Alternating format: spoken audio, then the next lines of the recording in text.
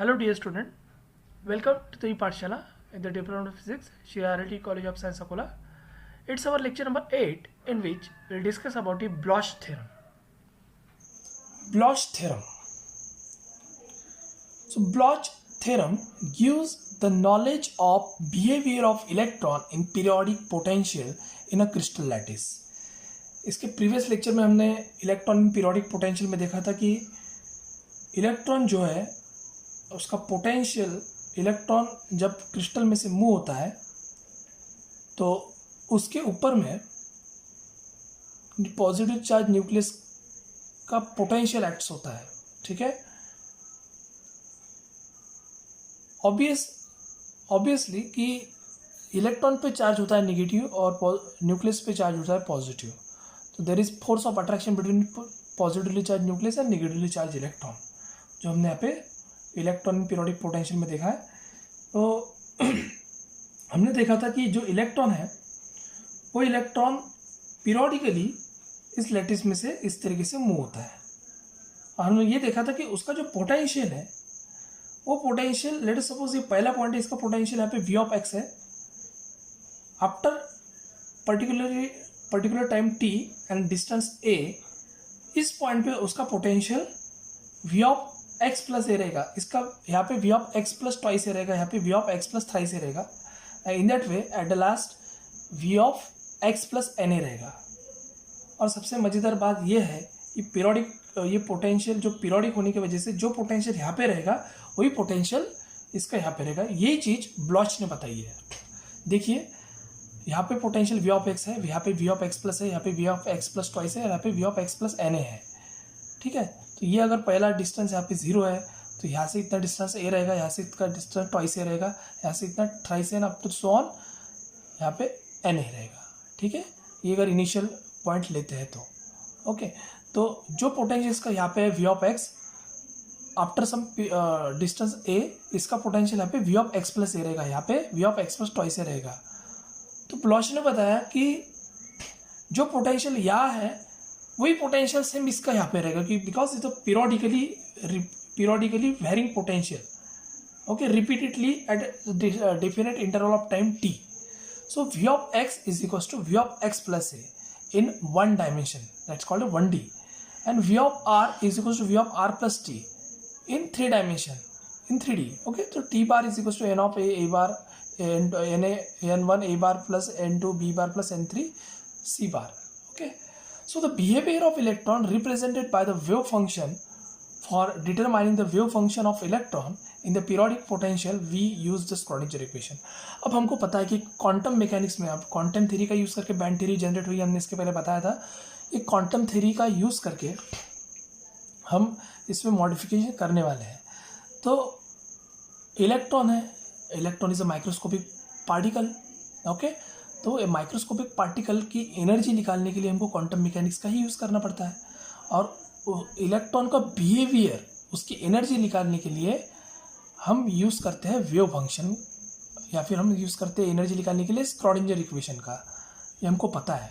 ठीक है, तो इलेक्ट्रॉन अलग अलग फील्ड में रह सकता है, जैसे फ्री इलेक्ट्रॉन जिसपे कोई पोटेंशियल एक्ट्स नहीं होता है, electron in a moving in atom, electron in a potential well, electron in a potential barrier. तो इलेक्ट्रॉन अलग अलग कंडीशन में रहता है.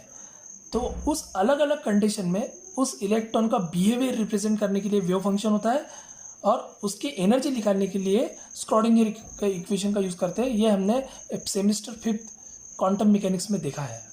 ठीक है, so the behaviour of electron represented by the wave function. So therefore for determining the wave function of electron in the periodic potential we use the Schrödinger equation. Okay, so the for free electron we know that for free electron, जैसे अब electron पे कोई potential action नहीं हो रहा है, potential acts on it is 0, तो उस केस में क्या होता है कि the energy in terms of wave vector के इज गिवन बाय. तो इस वेव वेक्टर के फॉर्म में एनर्जी होती है फ्री इलेक्ट्रॉन की. अगर हम बात कर रहे हैं E is equal to h cross square k square by twice m, और you can write h cross square by twice m kx square plus ky square plus kz square represent equation number 1. और उसी free electron का wave function लिखते हैं हम यहाँ पे the wave function corresponding above energy has a form of psi of k is equals to k is a wave vector psi of k is equals to e to the power i k x x plus k y y plus k z z equation number 2 इसको हम बोलेंगे। तो ये जो energy है और ये जो वेव फंक्शन है, जो वेव फंक्शन रिप्रेजेंट करता है behaviour of electron in that field. तो यहाँ पे फ्री इलेक्ट्रॉन की बात कर रहे हैं जिसपे कोई पोटेंशियल एक्ट्स नहीं हो रहा है, तो उस केस के अंदर में इलेक्ट्रॉन का वेव फंक्शन रिप्रेजेंट करता है ये इक्वेशन नंबर 2, और उसी फ्री इलेक्ट्रॉन की एनर्जी को रिप्रेजेंट कर रहा है ये एनर्जी का equation, okay, in the form of wave vector. तो ये तो कंडीशन हो गई electron in zero potential, there is no potential acts on it, free electron, okay. So the Schrodinger wave equation for one electron moving in a one dimension box, okay, constant potential is given। constant potential में Schrodinger equation कैसे होता है, वो होता है d square psi by dx square plus twice m upon h cross square e minus v naught psi is equals to 0, okay, constant potential v naught है। And the solution of this equation, अब यही differential equation जो है इसका solution हम directly लिखते हैं, इसको बिना सॉल्व किए डायरेक्टली हम लिखते हैं इसको। जैसे हमने 5th सेमेस्टर में देखा था कि स्क्रॉडिंजर इक्वेशन जो है वो सेकंड ऑर्डर डिफरेंशियल इक्वेशन होता है, और उसको सॉल्व करने के बाद उसका सोल्यूशन इस तरीके से मिलता है psi of x equals to e to the power plus minus i k x. This is the solution of equation and this equation represent, this is a wave function which is represent the behaviour of electron in that potential, okay. So k is a wave vector and lambda is a de Broglie wavelength, ठीक है। तो अब बात करते हैं इसके पहले का जो था वो था फ्री इलेक्ट्रॉन के बारे में, ये कांस्टेंट पोटेंशियल। अब बात करते हैं electron in periodic potential. Now in case of metal conduction electron is moving periodic potential.